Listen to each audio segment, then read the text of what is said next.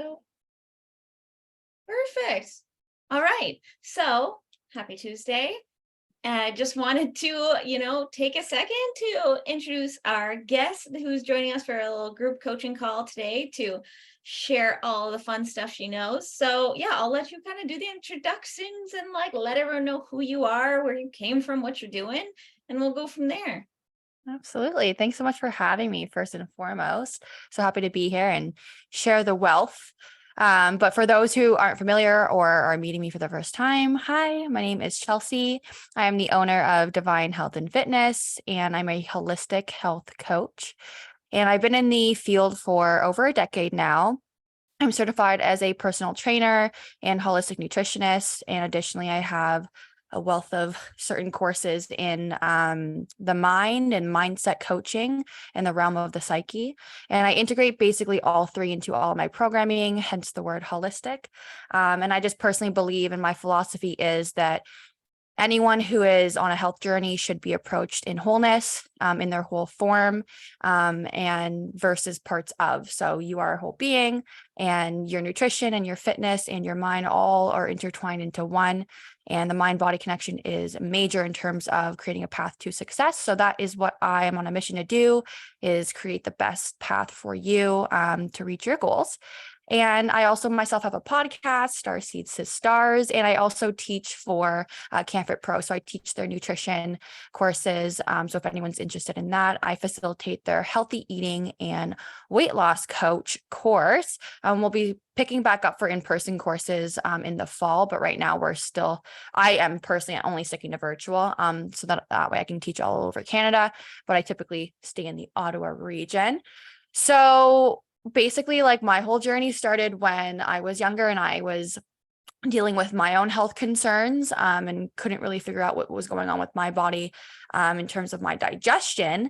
I was kind of reacting to a lot of foods and not understanding why. And unfortunately, my family doctor and physicians just weren't able to really find the root, which is fair because that's their job, is to really just not look at the root, but to look at the symptoms at hand. And so my symptoms were dealt with, but my root cause was not. And essentially that led me on this like rabbit hole from 14 years old onwards to basically look inward and kind of use myself as a guinea pig. And nutrition was the impetus of that for me. So I started kind of going on a process of elimination diet without really knowing that. And then that led me just into the realm of fitness. And, I've been in martial arts my whole life. And so fitness has always just been important to me anyway. And I started working out very young because I was in wrestling in high school as well. And I had to stay in a certain weight category. So all those things kind of intertwined, I feel like was meant to be to kind of begin my career and do what I'm doing now. So, following forward into my life, I started getting my certification. So I first became a personal trainer and started working out of a box gym. But I started to, this is where the holistic approach started to kind of manifest for me, because I started recognizing that I couldn't just train people, make them sweat, and then they would be happy. I was like, there's seems to be a little bit more going on here with my clients in terms of their happiness. Like there's body image or body dysmorphia, or, a lack of self-love or acceptance of themselves as a whole. And these barriers were creating ultimately shortages in their ability to reach their goals. And it was creating a longer timeline. And then nutrition just became, a building block to that as well. And so I, went back to school for holistic nutrition, graduated as a RHN, so registered holistic nutritionist, and I still have my designation and I still practice. I moved on to actually opening up my own company in just nutrition on the side so that I could assist clients in both. But unfortunately, at the time, I couldn't do both because most box gyms don't support the nutrition and the fitness. It's usually one or the other. Hence the word holistic is like all of versus parts of. And so I was in the parts of for so long and it wasn't resonating with my soul. And I can only kind of hold that frequency for a certain duration until it ultimately was eating away at me. And so I kind of left to do my own thing. And so I basically merged all my, abilities into kind of one stop shop. And so all my services are kind of combined. But what I'm excited to talk to you guys today, I don't know if Franny, if you're going to mention the topic at hand, but we're going to be talking, I think, about blood sugar. Oh yeah. which, yeah, is one of my favorite topics in general, just because I think a lot of understanding our blood sugar can lead us to understanding our bodies as a whole, with so much more, I think, honor. Like we can honor our bodies a little bit more by understanding its mechanics and basically how it operates for us on a daily basis, and just that gratitude aspect. Your body's always doing a whole lot for you day and night, sunshine to sundown. And I like to teach that way anyway. So I love teaching. That's kind of why I also on the side teach for CanFit Pro. And anyone who's not familiar with CanFit Pro, they are the leading company in facilitating health and wellness education in Canada. So they also do like PTS, so like your personal training certification, and then of course the nutrition certifications, which is, like I said, the one I facilitate.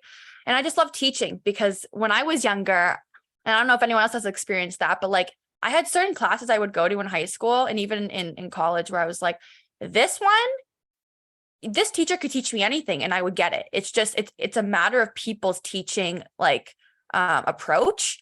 And there's certain teachers where I'm like, yeah, absorb like a sponge. Other teachers where I'm like snoozing off, you know what I mean? So I always made it a point, I guess, in my developmental career to like find a teaching style that like works and like be enthusiastic about it. And like, I think I've kind of nailed it to a certain degree. And so I like teaching now, because I'm like, okay, like we can simplify it. We can get it to a place where it's like applicable, and it doesn't have to be daunting to understand the body. Like it can just be like an A to B approach. We don't have to make it the whole alphabet. You know what I mean? We don't need to add the other letters in there, especially the ones we don't use, like Z, I love that. Yeah, learning to work with the body instead of against it, and appreciate it for everything it does, so you can like Yes, show up and be excited about it. No, I'm stoked. We're so lucky to have absolutely. you here and have someone who's like excited about all these things, because you kind of end up sharing that love and appreciation for all the craziness that our body does for us like on the daily. So I'm stoked to have you on to share what you know. Oh, thanks so much. Yeah, let me know whenever you want me to get going with it. But Yeah, you can kick right in. So we were talking okay. about kind of, blood sugar, which is something that we hear about a lot, like balancing blood sugar, and like, what does that even mean? But like, what are the actual things that we can do? And what does it mean when our blood sugar is imbalanced? Or like, just kind of, like you said, find that way to simplify it to things that we can actually do in our day to day and make it make sense, for those who may be new to starting to figure out how our body works. So yeah, take it Absolutely. away. Yeah. So, like I was saying, the reason why I love blood sugar so much is because we can really start to understand a lot of our food supply and what we're consuming, and kind of what nutritional value the foods that we are consuming are equipped with or not equipped with. So, to understand blood sugar, it really starts with understanding what it is and why it's important. So blood glucose, or blood sugar, is the main sugar found in your blood. And it's the body's primary source of energy from the foods that you eat. So essentially, your body starts to break down a portion of the food that you eat into glucose, and it releases it into your bloodstream. So why is this important? It's important because normally, or hopefully, I guess, the body would convert most of that sugar into energy. And if not, it would convert it into fat. So the difference between the two, essentially, in which your body chooses, whether energy or fat, really comes down to one thing. And that one differentiation is amount.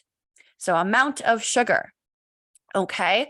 So it's the amount of sugar, not necessarily consumed, but glucose in terms of how much of what you consumed breaks down into sugar. And then where does it go, right? So we have what's called the pancreas, which is one of our organs, our lovely organs that does so much for the body. And it secretes, one of its primary functions anyway, is secreting the hormone insulin. And so when we ingest a food, let's use an example. Let's use a donut, because we love a good simple carbohydrate. So when we consume a donut, let's say, it gets broken down into our GI tract, which is your gastrointestinal tract, which is basically from A to Z.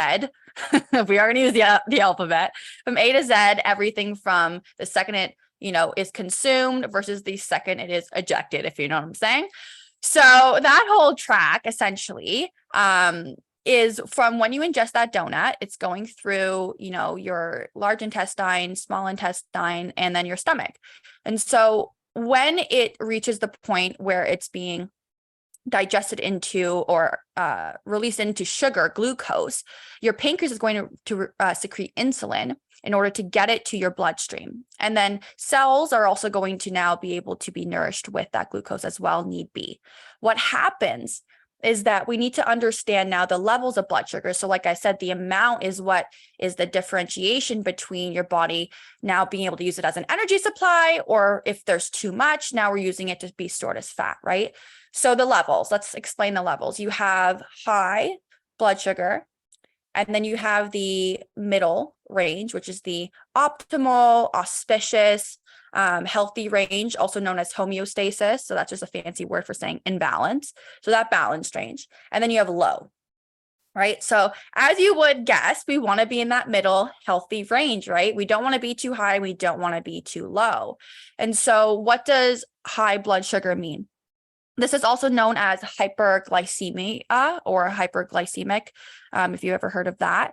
So anyone who's hyperglycemic is just essentially a fancy word for saying they have high blood sugar. And so what's happening is that we're consuming too much sugar. And there's a mic issue. Am I back online? Can you hear me? Sorry. Yeah, no, it popped back on. You're good. Okay, perfect. I'm just not going to move or breathe. Okay. Deal. Sorry. So we were picking back up high blood sugar. Just want to make sure everyone's paying attention, Online. So we're online. So when we consume too much blood sugar, essentially, for our bodies to withstand, basically, I'm losing my train of thought. Okay, sorry. So we know that sugar goes into the blood, right? Or if there's too much sugar in the blood, the body has to now get rid of it. So what ends up happening is that our pancreas secretes a ton more of insulin to get that sugar out of the blood. Okay, and so this can lead to some complications. So we can look at some of the symptoms of this, or the side effects rather. So with high blood sugar, we can see a direct correlation with the brain. So the brain's main fuel source is glucose. And think of any time where you've, felt fatigued or a lack of, that's also low blood sugar. And we'll get there in a second. I don't want to jump ahead, but essentially that is the brain's main fuel source. So if we look at high blood sugar, essentially, if we, if we're giving the body too much of that sugar, then essentially what can happen is we can actually damage some of the blood vessels to the brain that carry that oxygen rich blood, right?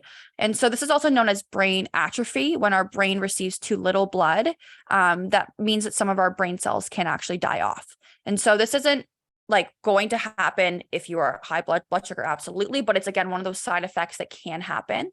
And then if you jump back a bit to when I was mentioning the pancreas, right? How it plays a role, plays a function.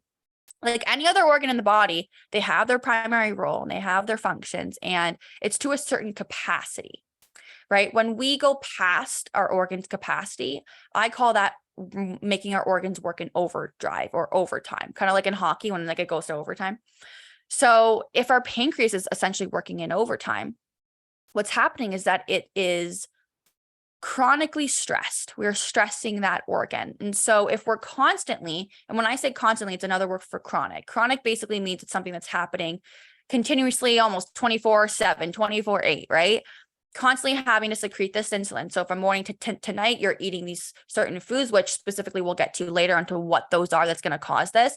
But if you are in a state of high blood sugar, your pancreas is constantly secreting insulin over and over and over again. So what ends up happening when this is chronic, the pancreas is going to eventually get tired and stop, right? Imagine if you as a human being were constantly working and your job never gave you a day off and never gave you a break other than maybe a couple hours of sleep per night. you would be exhausted and you would be no good to anybody. So your pancreas is also no good to you if you're making it work overtime and not giving it rest, or not letting it, coast in that healthy to normal range. So that is where we can see diabetes develop.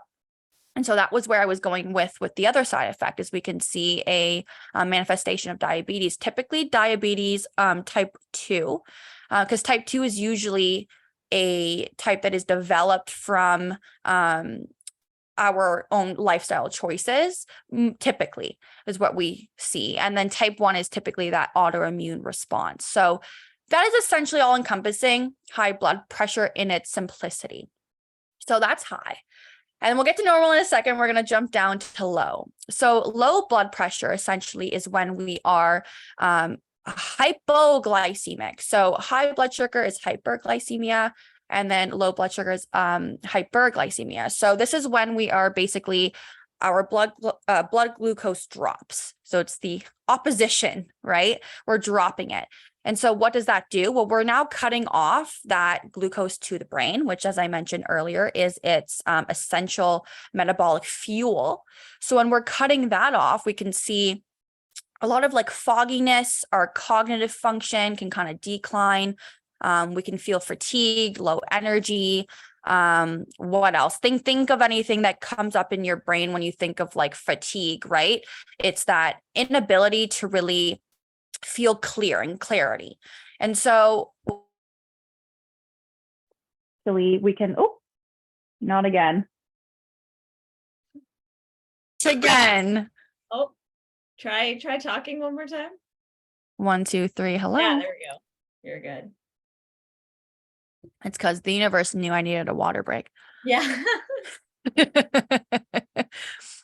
forget to drink your water, folks. Yeah. Cheers. That was cheers. Little, what do you call that? I do that sometimes on Instagram. A checkpoint, water checkpoint. Yeah. Everybody make sure they're hydrated. So hopefully we're not overwhelmed, right? We're understanding blood sugar a little bit, right? So when it comes to low blood sugar, like I mentioned, so those are some of the symptoms. One of the primary symptoms that I find interesting is weight gain. Now, think of some of the ways in which maybe being low blood sugar could increase weight gain. The number one that I tend to see is because it's technically a drop, right? And when does a drop come? After a high.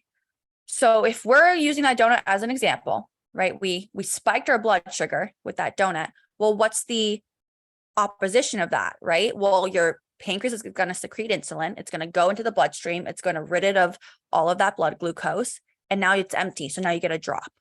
And this is where the cravings pop up, because now your body is craving glucose again. The brain is like, hello, alert, alert, alert. I need fuel.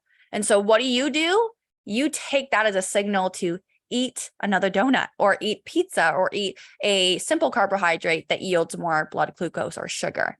So if you reach for that simple carb again, we get a spike again, high blood sugar. And then what happens when the pancreas does its job and it's on overtime, then we dip again. And it's this yo-yo of up and down. If you ever look at like a heart rate monitor, this is the only time in your life where that straight line is going to be beneficial. Okay. So we don't want that up and down. This creates a state of imbalance for the body and ultimately can lead to disease. When you think of what the word disease means, it's dis-ease. Your body is not at ease. It's not in that balance. It's not in that homeostasis range.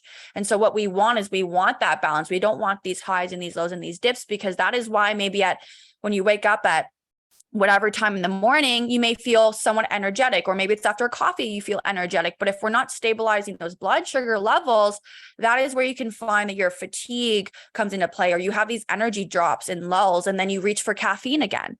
We don't always need to be reaching for these stimulants in order to, give our bodies energy, because it's kind of like we're just borrowing energy. We want to be able to sustain it and make it ourselves. And it is possible. And that is what I'm so passionate about teaching, is that this energy production that you so wish and desire is absolutely possible for you. It's just a matter of understanding three things truly.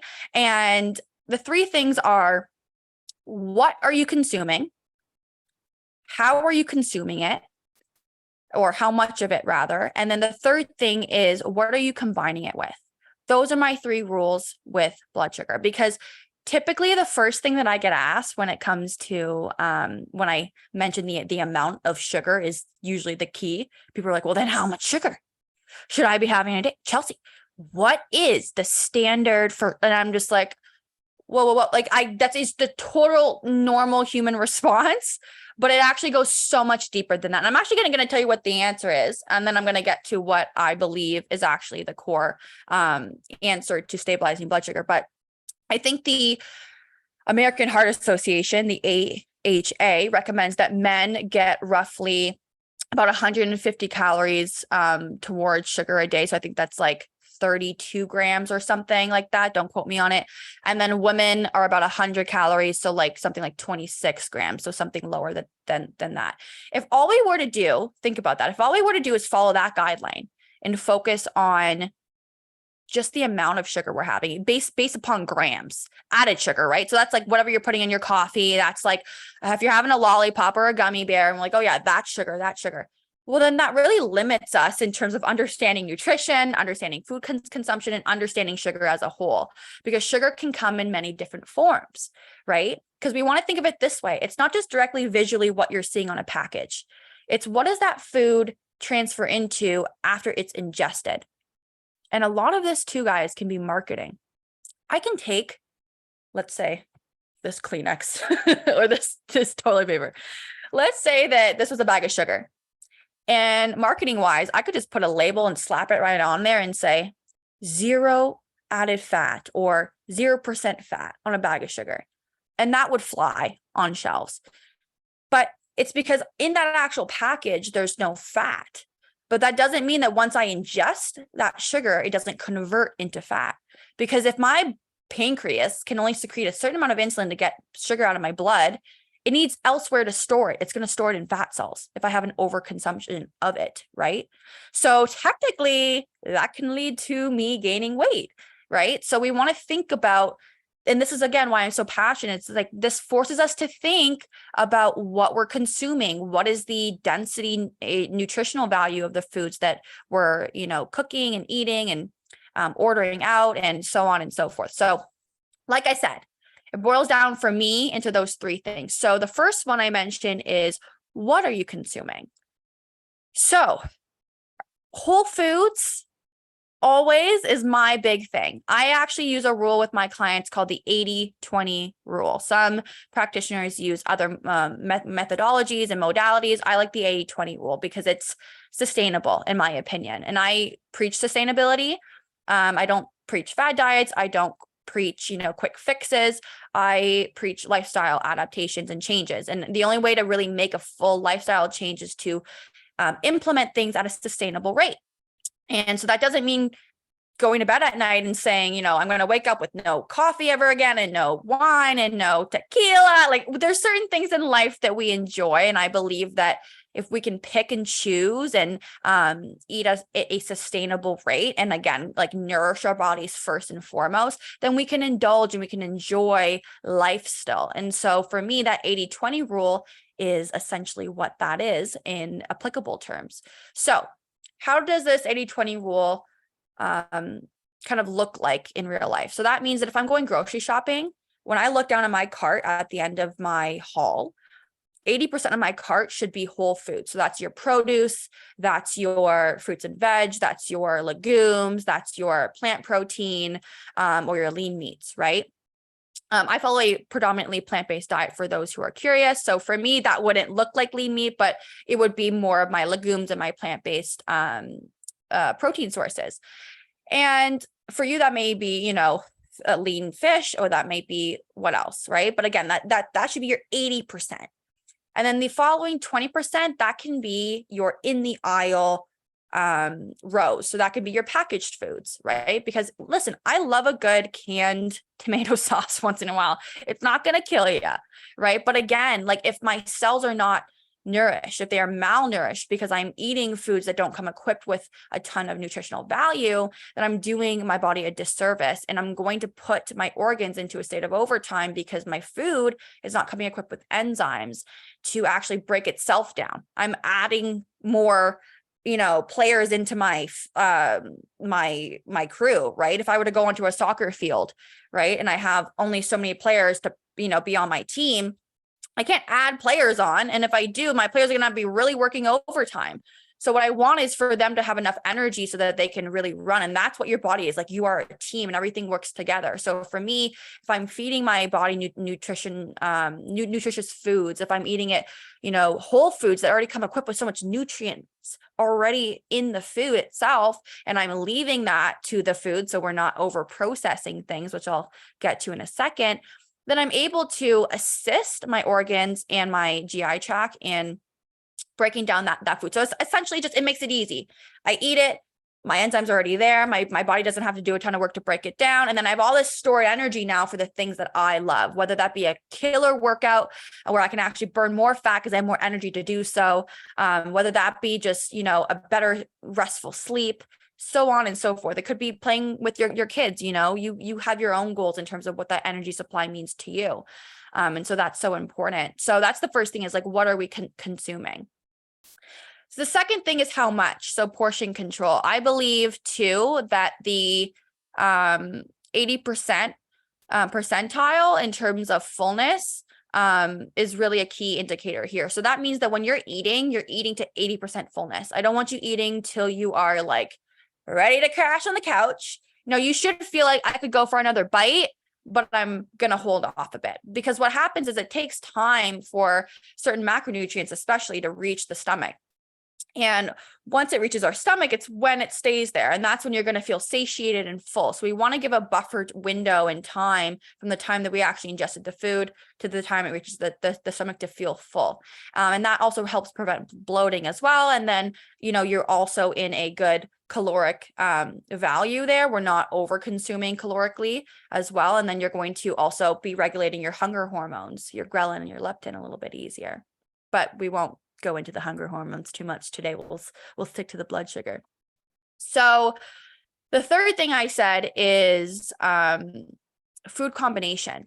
Okay, how are we combining foods? Now, this is where I would even argue is the most important part about stabilizing blood sugar. So we're going to understand a little bit about macronutrients first before we understand food combination. So there are 4 macronutrients. Most people are shocked when I say that. Like, I thought it was 3, but there's a 4th. Franny, do you actually know what the 4th one is? I'm going to challenge you a bit. I'm hoping it starts with an F. No. Is it either fiber or alcohol? Water. It's actually water. Oh, look at that. Yeah. So think of macro as like large amounts, right? Mm-hmm. Micro is small amounts. So our micronutrients we need in lower doses or lower amounts. Macronutrients we need in larger amounts. So that is your fats, your healthy fats, right? Your protein, your carbohydrates, and your water. Because we need water is the first, supply of energy for the body, right? We are like 70 to 80% water. So without water, none of our organs can function. Nothing can work properly. So water we need in big amounts. And so that is part of the macronutrient. But when it comes to actual food consumption, we look at the 3. So that is typically why we're familiar with the 3, which is the protein, the carbs, and the fat. Now, which one of the 3 do you think is most important to understand in reference to blood sugar if you're going to have to pick one? Oh, I'll guess for the gang here with carbohydrates, for people being able to monitor those for blood sugar. Exactly, because carbohydrates, yeah, you're off the chopping block there.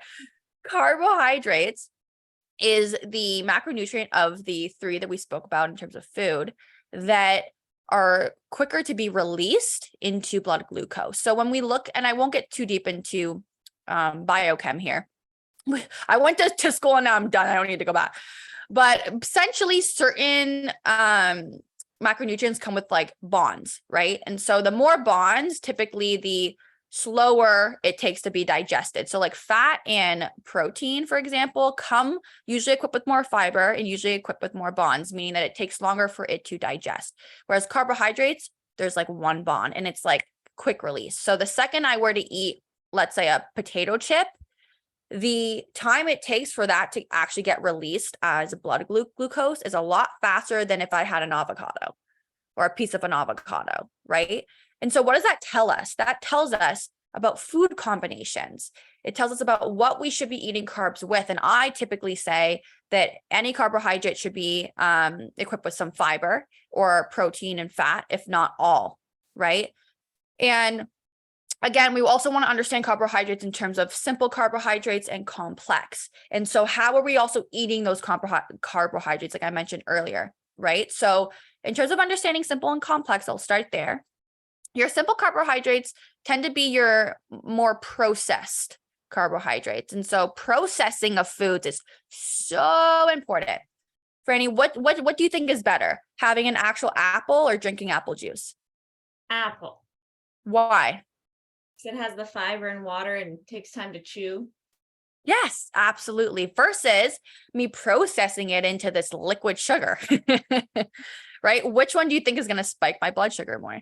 Yeah, the juice right into the blood. Absolutely. Exactly. It's like a quick release. It takes no time to digest. There's no fiber slowing down the release of that into my bloodstream. There's no fat, there's no protein. It's just straight liquid sugar. And that's why it can be confusing, because with marketing, we can market apple juice as so great because it comes from apples, right? And if you didn't know any better, you didn't know any better. And so that's where we can kind of get, I guess, carried away with the food system sometimes, and, respectfully overwhelmed.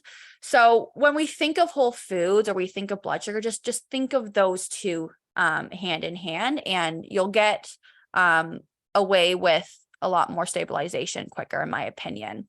So even potatoes, like if you're skinning the skin off your potatoes, stop it right now.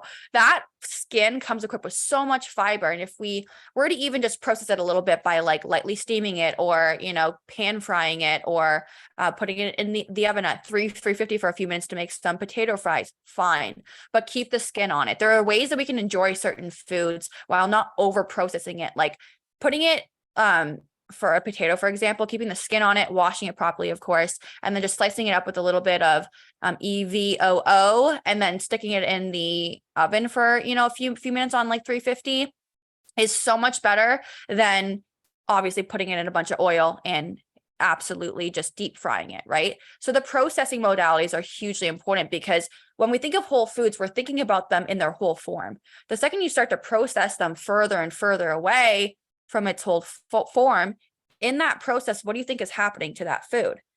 Because we're manipulating it, right? We're losing all this nutritional value along the way. And so that's what I really truly mean when I say whole foods. It's like sticking to its original form. Of course, some foods need to be cooked in order to yield, value from it. But for the most part, having a salad is why I laugh when I say it now, because I did a webinar like a few years ago, and all I did was talk about salads. And if you ever go on my Instagram, there's a compilation video of me just being salad, salad, salad, salad. So I do freaking love salads, guys. Like, you can do so much with them. You can change them all the time. It's so easy to get whole foods in there. When I teach for CanFit Pro, I teach this pyramid of integrated nutrition, and we start with the pillars of like most important waters, of course, at the bottom, and then you work your way up to what you want the least of. And your processed, foods are up there, man. And for me, it's like so important, because salads, like, you can just get all these checkpoints out of the way, like your leafy greens, you can get your, you don't really have to like steam salads or like cook salads, right? So that's typically why I'm like a big advocate, but to each their own. But you get what I'm saying? Like, essentially kind of keeping foods as whole as possible. Like even smoothies, they're great. And I love a good smoothie once in a while, but it's still considered a part of processing. So we want to be just mindful of it is all. We don't want to get into like a combative debate about this is less processed and this is better processed. It's just, again, being mindful. It's like, how far am I cooking this, right? When we think of like brown rice versus white rice, why do you think wild rice is typically more auspicious for us, right? And more favorable in the world of nutritional value, because we're not processing it and taking the grain off of it over and over again and losing nutritional value along the way. That's what I'm getting at. And so when we're eating foods that yield these, ratios of higher nutrition, again, the value that's going to do in terms of enzyme content, in terms of fiber, in terms of digestion for you is going to be so much greater. And typically my clients will come back and say, oh yeah, I feel less bloated, or oh yeah, I feel more energized and more energetic because I don't need to reach for a stimulant to give me that energy when my food's doing it for me, right? And your organs are going to love you. You're going to be like, hey, I get to do your organs go to their 9 to 5 and that's it. They go to 9 to 5 and they're like, I'm done for the day. They can check out, they can rest, rejuvenate so that they're back, clocking in the next day for their shift and they can do what they need to do, but they don't have to work overtime for you, right? And so all this energy supply is left over for you to do whatever you'd like with it. But ultimately that combination is important, guys. So we want to be eating more of these complex carbohydrates, meaning that these are your more like starchy fibers, your starchy vegetables. It's your quinoa. Quinoa is actually like a protein source, guys. It's a complete protein source. So adding in like carbs don't have to be the enemy, right? We just want to make sure that we're that 80-20 rule. If you are going to have a white pasta, make sure it falls under that 20 percentile and 80% of your diet is actually coming from those whole rich foods. Because what's going to happen is your body's going to be nourished from those whole foods. And if your body is hitting all of its markers and you are nourished fully, your cells can take a day with a cookie, like at the end of the day. Like if you're going to have like a little cookie, it's not going to completely derail you, right? Because at least you are nourished. Your cells have what they need for the day and they can take from that energy supply to break down that cookie or break down, that wine at the end of the night. I don't know what you guys love, but go for it. Yeah. Would you say it's like, how you're talking about, it's that chronic and consistent where eventually, like if you were working overtime every single day, you get gas, but it's like every once in a while, can you stay late and work a little overtime? You're like, great, got it. No problem. It doesn't like crush you. So kind of Exactly. And doesn't it help to think of it in like a humanized approach of like, oh, like how would I personally feel if I was this organ? I know that sounds a little like really like methodical, but that's what I truly mean of why I'm so passionate about teaching about this certain topic is because we could go off and off about the mind body connection. Like it really truly connects us to understanding how the entire system works as a whole. And I think that's typically a missing piece in nutrition. Like we can Google and ask our grandma and no one really knows who to go through directly for nutrition advice, although it should be a nutritionist, but I think we're working on that as it becomes more widespread. But it's really just knowledge. Like when we Google these things, we're getting like immediate answers to a specific thing, but we're not understanding again, like the body mechanics from like start to finish. And so if we don't fully understand it or, feel connected to it, then of course, like we're going to have this mindlessness when we are reaching for a cup of coffee or reaching for a bagel or whatever it may be. But when we understand it more, like that's why, like in certain realms of my life, like when I want to even just indulge a little bit, sometimes it can be hard for me because I'm like, I know that that's not going to do anything for me. Like I have more of an understanding, right? And especially being plant-based, people are like, well, don't you miss, this type of food or this, type of animal byproduct? And I'm like, no, because I know too much like at this point, right? So I think knowledge is your power when it comes to your health journey in terms of nutrition and in terms of whatever your ultimate health goal is. It's like, figure out what your health goal is. And then that's what I do too with my services. I really try to dive into a goal orientated session first so that clients can really feel the emotional root of their why. And that's typically what's going to be your lifeboat on days where you're not feeling too motivated. Your coach will be there to remind you of your why. And that emotional root is so much more powerful than just someone screaming at you, right? And telling you to go, go, go. And so for me, it's like, if my client can understand the like education behind their why, I'm going to have a client who's way more compliant, not just for me as a client, but for themselves, right? Because they understand, like they wake up and they know what the food's going to do to them. And I think, again, like education, knowledge is your power. So this is why, hopefully you guys are feeling hopefully a little bit more motivated and learning about the process as well as understanding the food behind it. So I'll leave that with you guys with any questions. I could talk a little bit more about insulin as well in terms of, being in that sense of override, essentially, as I spoke about, but really it's just about that whole foods, balancing blood sugar. You're going to find that you're not having as many blood sugar spikes when you're following that macronutrient ratio. So for you may want to test that out. Maybe it's like, okay, because I know some clients are not breakfast eaters. So if you want to wake up and just have like a handful of blueberries with like some nuts, that's an example of a food combination that won't spike your blood sugar.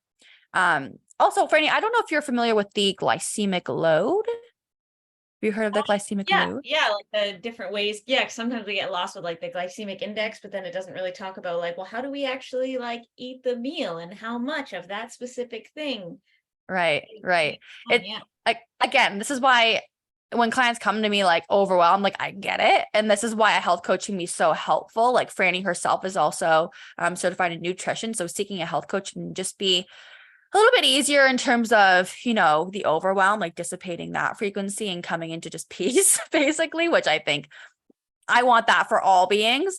So being able to like feel like we have a root, because it can get confusing. There's the glycemic load and then the glycemic index, like which one's more important. I personally follow the glycemic load, so the GL, and you can Google this. Basically, there's a certain chart that's out there that will tell you specifically if you were to eat a certain food, how it's going to spike your blood sugar. And like, here's an example, okay? Going back to food combination. If I were to eat a piece of toast, so white bread, that would probably spike my blood sugar on that GL scale to like 71. I think it's what it yields on there. If I put a sub of organic, all natural peanut butter on that toast, I bring that blood sugar spike down to a 50. So I cut it almost in half, not fully, but a lot. I'm decreasing that spike almost in half. And so what that does is it tells us what fat can do when combined with a carbohydrate. And so that's a kind of example of stabilizing blood sugar and why we want to food combine a ton.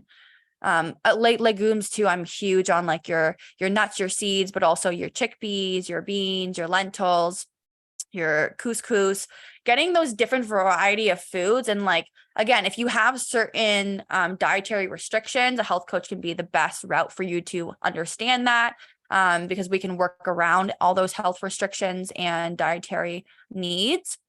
But ultimately, it's, again, you want a health coach that's going to hopefully explain to you educationally what's going on in the body first, in terms of your goals. But yeah, I like the analogies of like two, because intermittent fasting is to another question I get. I don't know if people are asking questions yet, but Yeah, I just wanted to add that one in there, was bringing up like time, when it comes to balancing your blood sugar, is it smaller meals more frequently or more balanced meals, but like 4 to 6 hours apart? Or what is a healthy range of fasting for like, most of my clients are women, like sometimes women and men are different. So when it comes to that topic of like time and spacing things out, what are your kind of and I know sometimes it's not like black and white because people are different depending on their goals and lifestyles, but like what's a generalized place people could start at that's supportive of blood sugar balance?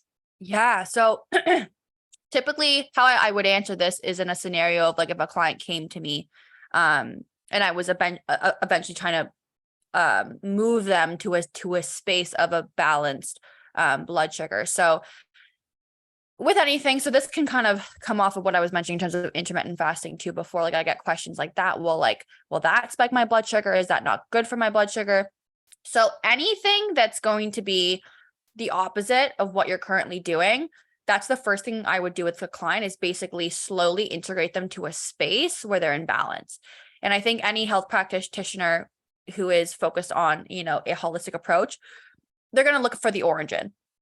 So the origin of either your discomfort or the origin of your dis-ease, whatever it may be, right? Once we find that origin, it's about starting there and then working our way to balance. And so I wouldn't make a client go into intermittent fasting or anything that's just kind of off center until they're balanced. And the road to get there is going to be kind of what you said, Franny, of like figuring out like how are we going to manage a plan that's going to resonate and also reflect the reality of what your lifestyle is. So whether that be time, whether that be accessibility, whether that be finances, like we can't all afford organic right now. And that's just the reality of our food system that will hopefully change. I'm manifesting it anyway. But those are going to be factors that we play into a plan. So for example, with my lifestyle and just my body as a whole, I operate better with smaller meals throughout the day. But what I have to understand is that those are technically snacks. They're not meals. And so the portion of those are going to change, but the food combination should not, right? So it's like if you go, it's also making conscious choices. Like if I'm going out to eat that bread basket, if I reach for that first, that's going to spike my blood sugar. It doesn't matter if I have, a healthy plant protein and fibrous healthy fat meal combined right after that. Like I already spiked my blood sugar at that point. So it's about understanding as well in that in between, like what am I having for those meals? What's coming before and after? And so some clients as well who travel a lot, we need to kind of work around, okay, how are we going to plan? And like, what time do you have to plan? And so on and so forth. But everyone's going to be different. And there's not a one size fits all. And I think a good health coach knows that and personalizes to each individual. But ultimately, yeah, it's really going to be subjective in terms of the meal frequencies and meal timing and your ultimate goal as well. Got it. Yeah. So that can be adjusted to the individual, and the biggest parts to first tackle. And then the meal timing, like that's kind of you play around with that once you get your 3 basics, like you talked about. It's like, okay, first, are we getting in mostly whole foods 80% of the time, which it's helpful, I think, the way you laid them out, because they're almost like they can be step by step. Like if it feels overwhelming to do all 3, it's like first, just try to shift more towards whole foods most of the time. And then that leads into making number 2, which is like managing, like, okay, what is 80% full? It's way easier to do that and feel that when you're eating mostly whole foods and finding yourself a healthy, like, energy intake level. And then you can play around with like, okay, now I got 1 and 2 done. Now I can play around with, make sure I add a protein and a fat and a fiber, and like pay attention to the combining. My clients that are watching this will kind of giggle because we call snacks mini meals to kind of remind them to add in all those little different things. I love that. Yeah, no, I love the way you laid out those kind of the big rocks to focus on. And like, if anything, that I hope what people walk away from, like from what I've heard from you as well, is like, our bodies are freaking cool and they're doing amazing things. And if we can start like treating them with that kind of like awe and respect, we'll get to understand it a lot better. And then, yeah, tackling those couple tangible steps would be such a huge, no one will feel worse by adding in more whole foods and being more mindful, Absolutely. And again, like looking at the information that I listed here, like it's when you're working with a health coach, it's essentially how I view it is like I take all that information and I base it off of the personality type. So each client's going to be different. And I do a lot of, digging in terms of figuring out what works for that client in terms of their personality, but with all the other variables also that I listed. So like time, effort, lifestyle, so on and so forth. And then from there, it's about, compartmentalizing each thing that I just mentioned in terms of that information applicably into what fits for each client.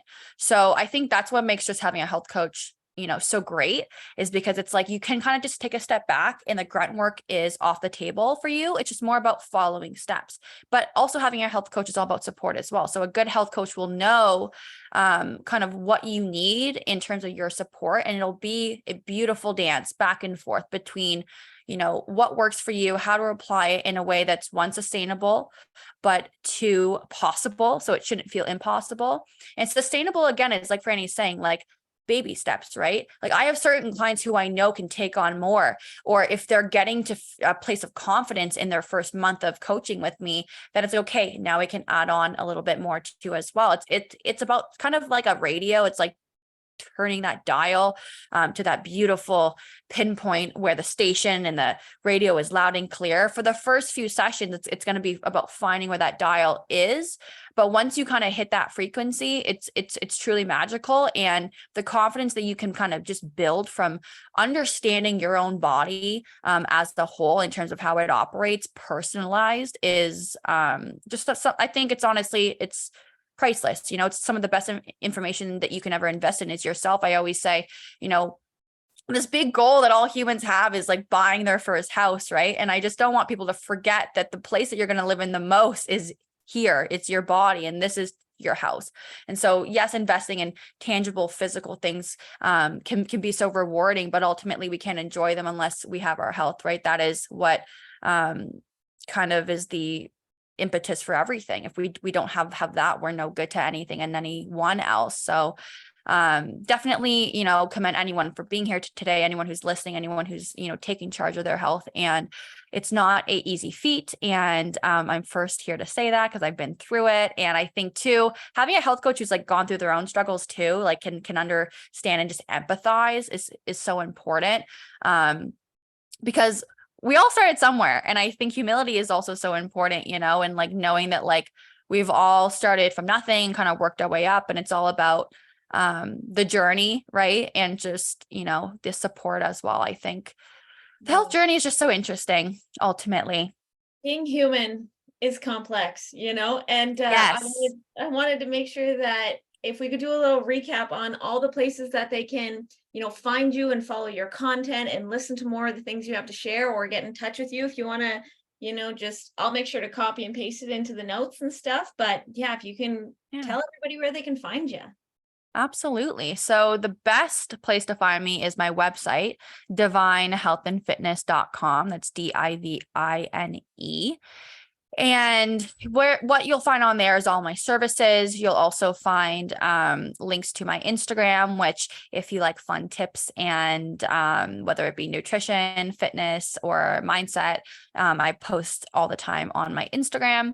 And then ultimately, the big news that has come out is that I am expanding. Currently, the business is expanding. So yeah, thank you. So I've been operating virtually and in a hybrid model, which is virtually and in person, kind of on location for the last 3.5 years of the business. And so I'm excited to announce that I'm finally moving brick and mortar. So anyone who's in the West End, that's your Canada area, is where I will be situated. And that is on Hazeldean Road. So all the information is on my website, and any links to the grand opening if you'd like to attend. We're going to be doing a big 50% off all services for the first month promotion.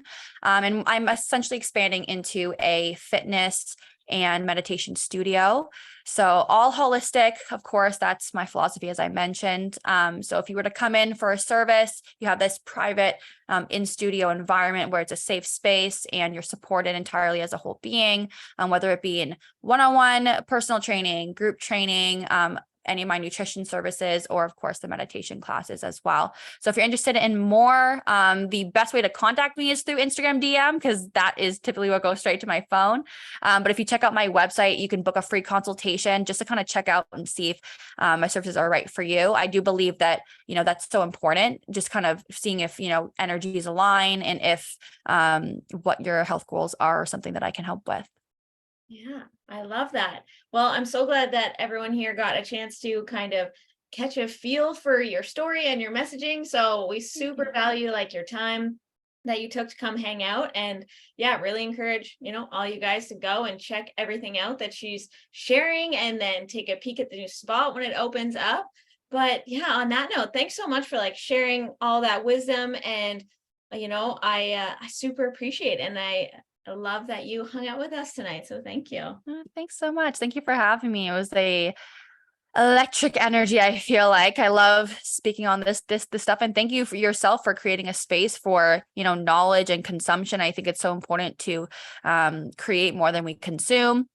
And so being able to be in a space where we can all be, creative and consume knowledge as well is just so helpful. And I commend you for that. Cause like I said, like there's just, it can be overwhelming in terms of the knowledge with nutrition. So having a spot where we can learn and grow with the right information is so helpful. So commend you and honor you for creating that space as well. Thank you. Thank you. So I'll wrap that up, and thanks guys for hanging. And if you have any questions, you can send them through on the video, and I'll make sure they make their way over. And yeah, enjoy the rest of your night. Thanks guys. Love this Have a up. good night. Bye. Goodbye.